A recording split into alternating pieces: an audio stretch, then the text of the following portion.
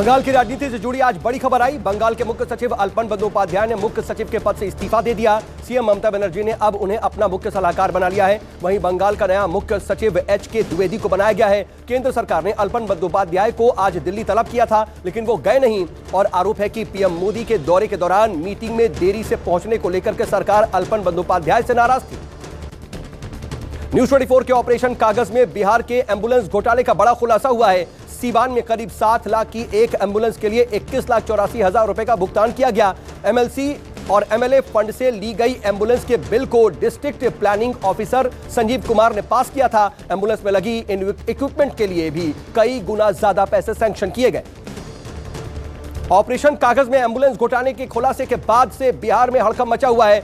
DPO Rajiv Kumar दफ्तर से गायब दिखाई दिए। उन्होंने फोन पर भी बातचीत करने में खुद के लगे आरोपों को खारिज किया। विधायक निधि से 2 एम्बुलेंस देने वाले पूर्व विधायक रमेश सिंह कुशवाहा ने भी मामले की जांच की मांग की है। पूर्व राज्य मंत्री विक्रम कुंवर ने भी चिट्ठी लिखकर के मुख्यमंत्री से जांच की मांग की। बिहार दरभंगा मेडिकल कॉलेज में 24 घंटे में 4 बच्चों की मौत से हड़कंप मच गया है। 4 बच्चों में 1 बच्चा कोरोना संक्रमित पाया गया था, जबकि 3 बच्चों की रिपोर्ट नेगेटिव आई थी। बताया जा रहा है कि तीनों बच्चों में निमोनिया की शिकायत थी और बच्चों को सांस लेने में दिक्कत थी। अस्पताल ने कोविड प्रोटोकॉल के तहत शव परिवार को सौंप दिए।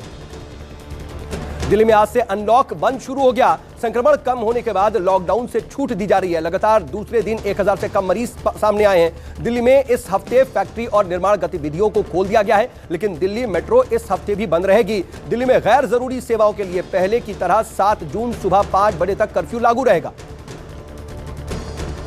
बिहार और उत्तराखंड में भी लॉकडाउन बढ़ाया गया है। बिहार में 8 जून और उत्तराखंड में 9 जून तक लॉकडाउन को बढ़ा दिया गया है। कोरोना पर हाई लेवल की बैठक की गई। समीक्षा बैठक के बाद बिहार के सीएम नीतीश कुमार ने लॉकडाउन बढ़ाने का ऐलान किया, लेकिन व्यापार के लिए अतिरिक्त छूट दे दी गई है। सीएम ने लोगों से मास्क पहनने और सामाजिक दूरी बनाए रखने की अपील की है। कोरोना से अब थोड़ी राहत मिलती नजर आ रही है।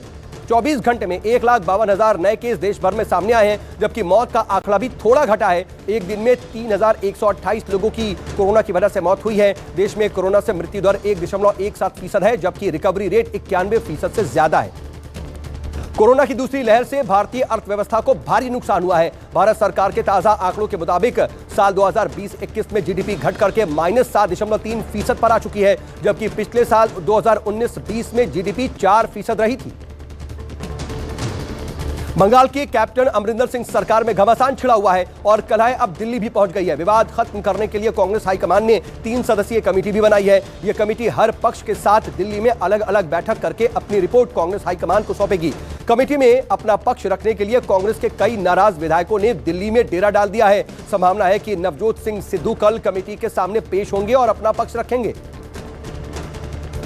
सेंट्रल विस्टा पर रोक लगाने से दिल्ली हाईकोर्ट ने इनकार कर दिया है। हाईकोर्ट ने रोक लगाने वाली याचिका खारिज कर दी और याचिकाकर्ता पर 1 लाख रुपए का जुर्माना भी लगाया। हाईकोर्ट ने कहा कि निर्माण को रोकने का कोई मतलब नहीं है। सेंट्रल विस्टा प्रोजेक्ट पर सरकार ने विपक्ष पर वार किया। केंद्रीय मंत्री हरदीप सिंह पुरी ने कहा कि सेंट्रल विस्टा एक बड़ा प्रोजेक्ट है, लेकिन पिछले कई महीनों से सेंट्रल विस्टा प्रोजेक्ट पर झूठी जानकारियां दी गई, झूठे आरोप लगाए गए। सीआरपीएफ के कमांडेंट चेतन चीता की तबीयत बिगड़ गई है। चेतन चीता हरियाणा के झज्जर के एम्स में भर्ती हैं। आईसीयू में उनका इलाज चल रहा है, जहां पर उनकी हालत नाजुक बताई जा रही है। ये वही जाबाज चेतन चीता है जिन्होंने 2017 में जम्मू कश्मीर में आतंकियों की 9 गोली खाकर के भी मौत को हरा दिया था। अब एक बार फिर से इस जाबाज के लिए दुआ की जरूरत है।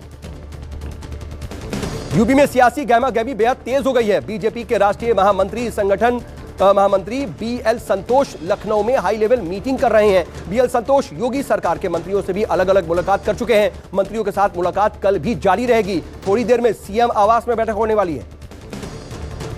कश्मीर के अवंतीपुरा में आतंकी साजिश नाकाम कर दी गई। इलाके से आईईडी बरामद हुआ था, जिसे बम निरोधक दस्ते ने निष्क्रिय कर दिया। आईईडी मिलने के बाद इलाके में चेकिंग बढ़ा दी गई और आवाजाही बहुत देर तक रोक दी गई। सूझबूझ से सुरक्षा बलों ने बड़ी आतंकी साजिश को नाकाम कर दिया।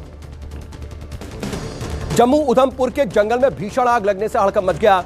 जंगल में लगी आग इतनी भयानक है कि लपटें आसमान को भी छू रही हैं। दूर से ही पूरा जंगल धधकता हुआ दिखाई दे रहा है। वायुसेना के हेलीकॉप्टर के जरिए आग पर काबू पाने की कोशिशें की जा रही हैं। फिलहाल आग पर काबू नहीं पाया जा सका।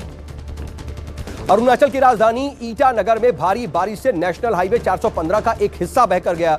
ये तस्वीर राजधानी के आईजी पार्क के पास की है। बारिश के बीच सड़क का बड़ा हिस्सा अचानक से बह गया, लेकिन गनीमत रही कि इसकी चपेट में कोई बाहर नहीं आया। बारिश से हाईवे का हिस्सा गिरने से इसकी क्वालिटी पर सवाल उठ रहे हैं। आज सुशील कुमार को लेकर के दिल्ली पुलिस हरिद्वार पहुंची। बताया जा रहा है कि मर्डर के बाद सुशील कुमार दिल्ली से हरिद्वार गया था। सबूतों के लिए सुशील को हरिद्वार ले जाया गया।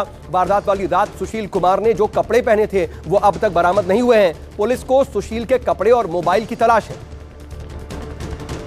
मुंबई के बडाला इलाके में हत्या की सनसनीखेज वारदात सामने आई है। यहां दो लोगों ने एक शख्स पर तेज धारदार हथियार से हमला कर दिया। शख्स ने मौके पर दम तोड़ दिया। हत्या की दिल दहला देने वाली वारदात सीसीटीवी में कैद हो गई। पुलिस आरोपियों की तलाश कर रही है।